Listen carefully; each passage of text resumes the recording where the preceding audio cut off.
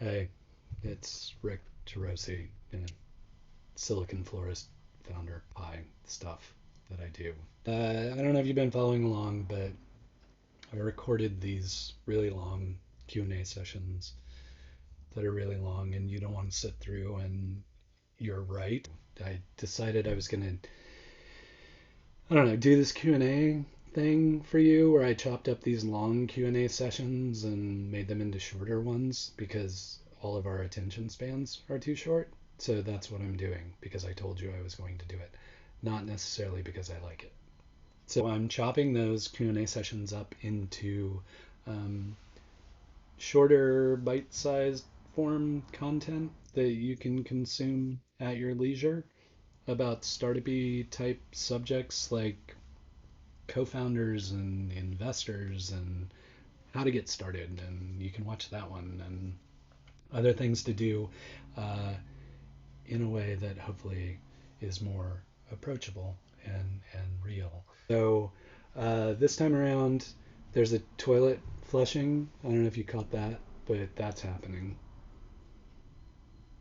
COVID, am I right? So if this is something you're interested in, please consider hitting subscribe. If there are other topics you'd like me to cover in this so compelling format, please comment below and let us know. What us, let me know. I'm the only one working it. Let me know what we should be doing, what I should be doing. I say we and us a lot. I'm sorry. Uh, yeah, hopefully they're resonating with you. If they are, please leave a comment below. And of course, please subscribe because I'm going to be chopping up a lot of these and uploading them. And if there's no one to watch them, I'm just going to be heartbroken. And that's on you. So hit subscribe, please. Thanks. All right, cool. Let's get on to the question, which is what even is a startup? I don't. I honestly, if you listen to the answer, I honestly don't know. But listen to it anyway. I don't go. Let's go. What's a startup by your definition? Yeah, this is one of the, again, like so much of the work I do is a bunch of just splitting hairs. Like, is it an incubator? Is it an accelerator? Is it a founder? Or is it a hobby?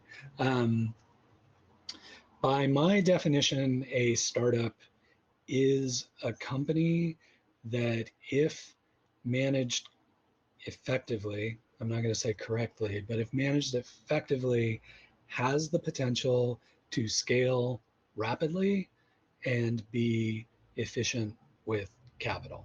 And not only that, does it have that potential, but that is the desire driving the founding team. That their goal is to build a really, really big company really, really quickly.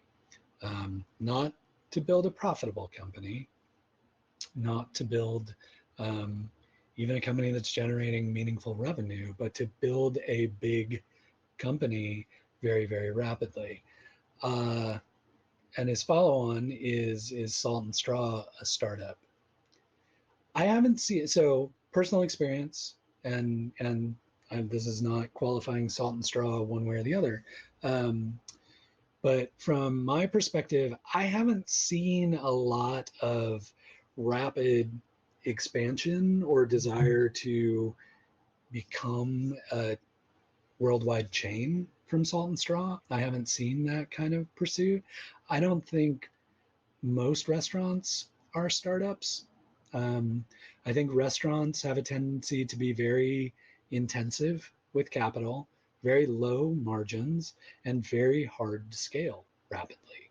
I mean, what was that thing like? Shake Shack is just barely thinking about starting a Portland um, outlet, or like think of Burgerville or things like that that are successful but haven't grown rapidly. In and Out's in Salem, though, I think, Andy, or at least Kaiser. Um, but I think there's the tendency these days to want to qualify yourself as a startup simply because it's a kind of popular culture term, and that there's some benefit to being called a startup. Like, I think Salt and Straw is innovative. I don't think innovation alone makes you a startup.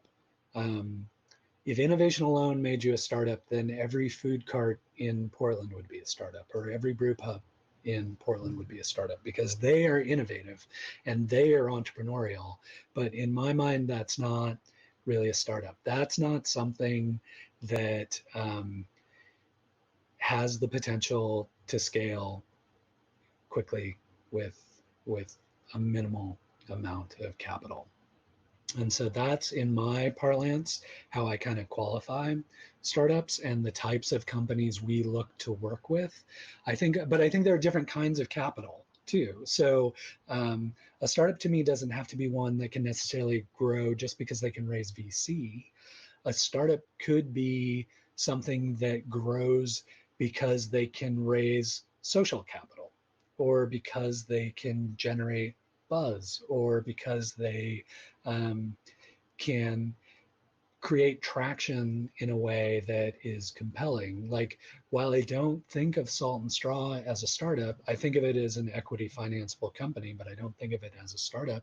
I do think of Wildfang as a startup, because Wildfang has developed such a rabid following from a community that truly loves that brand, that while they might not have scaled to a massive number of retail locations or chains, they have built a amazing community of people who believe in them and follow them. And so I think that's that social capital that that Wildfang was able to generate in a very cost-effective and scalable way, I think in my mind qualifies it as a startup. Or something like Society 9, where you may not be seeing this like massive rapid scale, but you're seeing them hone in on a particular segment of a target market that sees their solution as the only reasonable solution to the problem that they personally feel.